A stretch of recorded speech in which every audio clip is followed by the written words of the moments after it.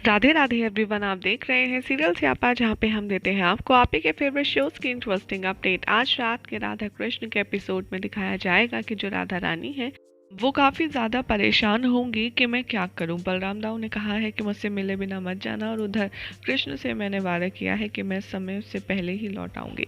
यहाँ पर राधा अपने आप से बात करती हुई नजर आती है और यही सोचती है कि मुझे पता नहीं किस दुविधा में डाल दिया है, मैं क्या करूं।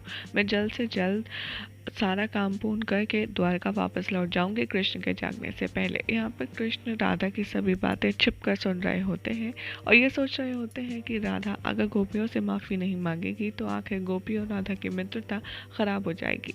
इधर दिखाया जाएगा यशोदा माँ का सीन, जहाँ पर वो बलराम दाऊ को पूरे घर में इधर उधर ढूंढ रही होंगी। यहाँ पर काफ़ी ज़्यादा उदास होंगी और वो अपने आप से बात करती हुई नजर आएंगी और कहेंगी ऐसा कैसे हो सकता है, इतने दिनों बाद तो मेरा बलराम आया था और मुझसे बिना मिले ही चला गया, आखिर उसने ऐसा क्यों किया।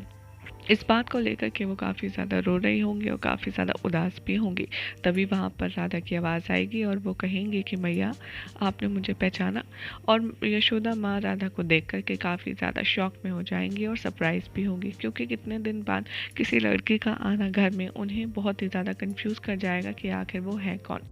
क्योंकि यहाँ पर दिखाया जाएगा कि जो राधा हैं उन्होंने अपना मुंह पूरे फूलों से कवर कर रखा है ताकि यशोदा मैया को वो सरप्राइज दें।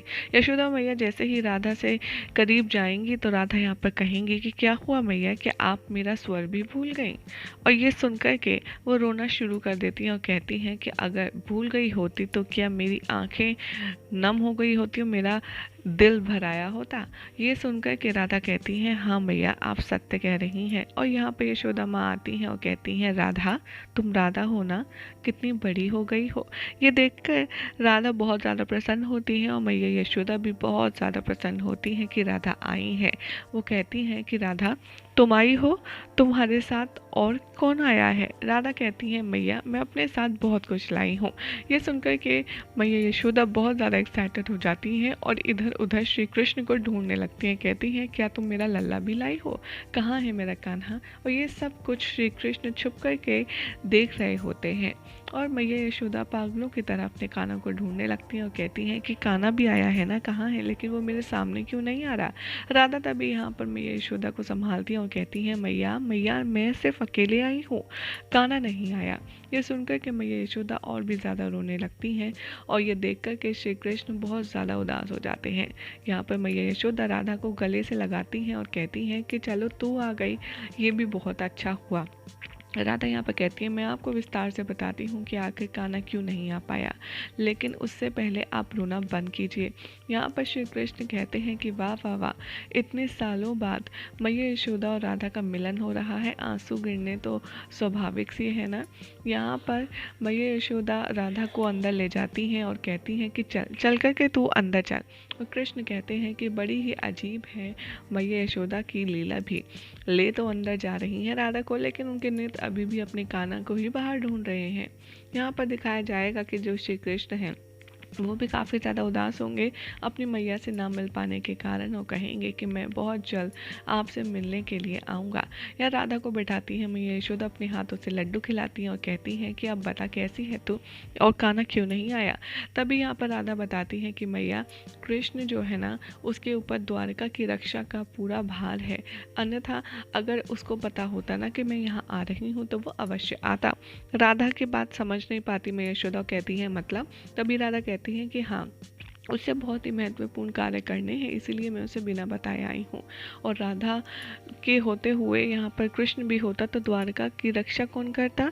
यहाँ पर बहुत ही ज़्यादा इमोशनल हो जाती है मैया यशोदा और कहती हैं कि हाँ हाँ सही बात है, अब वो द्वारकाधीश जो बन गया है अपनी ग्वालिन माँ को तो भूल ही गया होगा। और ये बलराम भी देखो जरा आया और मुझसे मिले बिना चला गया, लेकिन देखो आने दो, मैं उससे इतनी मार लगाऊंगी, क्योंकि भले ही वो बड़ा हो गया है लेकिन अभी भी उसे अपनी माता से मार खानी होगी।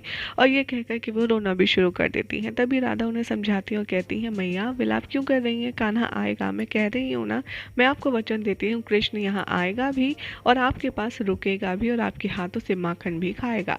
ये सुनकर के जो कृष्ण छुपकर सब कुछ देख रहे होते हैं वो बहुत ज़्यादा हैरान हो जाते हैं और कहते हैं अरे राधा ये तुमने कहाँ फंसा दिया।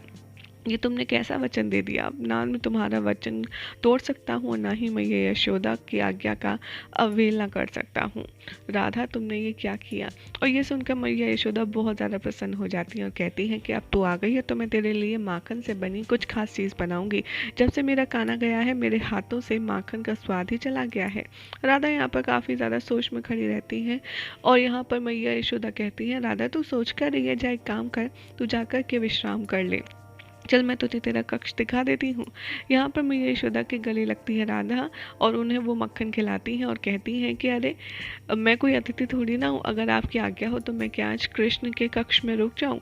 मैया यशोदा इमोशनल फिर से हो जाती हैं और वो कहती हैं कि हाँ, मैं भी कितनी पागल हूँ, तुझे तो कक्ष ऐसे दिखाने चली थी जैसे कि तू अतिथि है, तू तो इस घर से भली भांति परिचित है, इसलिए जा, तुझे जहाँ जिस कक्ष में आराम करना है तू कर।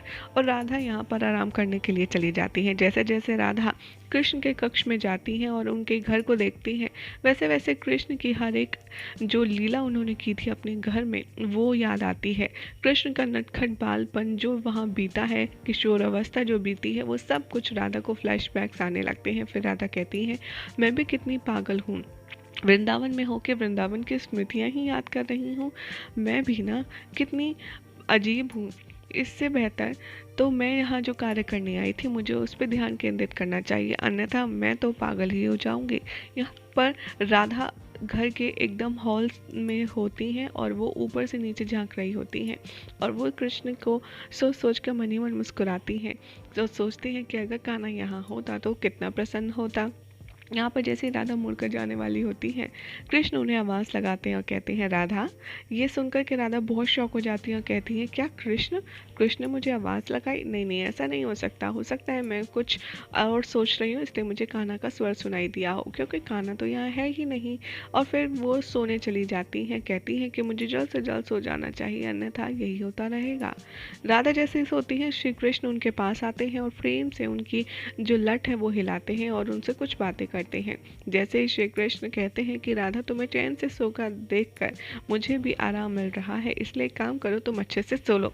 जैसे ही कृष्ण उठकर जाते हैं राधा उनका हाथ पकड़ लेती हैं और कृष्ण कहते हैं कि वृंदावन की वायु में ही कुछ ऐसा नटखटपन है कि यहाँ आकर हर कोई नटखट हो ही जाता है, मैं समझ सकता हूँ। और राधा के हाथों को बड़े ही प्यार से हटाकर के श्री कृष्ण वहाँ से चले जाते हैं। और यही हो जाएगा आज रात के एपिसोड का एंड, जिसके बाद कल क्या होगा आपको बताएंगे नेक्स्ट रिपोर्ट में। और ऐसे ही मज़ेदार अपडेट्स के लिए आप हमारे चैनल सीरियल सियापा को सब्सक्राइब करें और इस वीडियो को लाइक शेयर करना ना भूलें।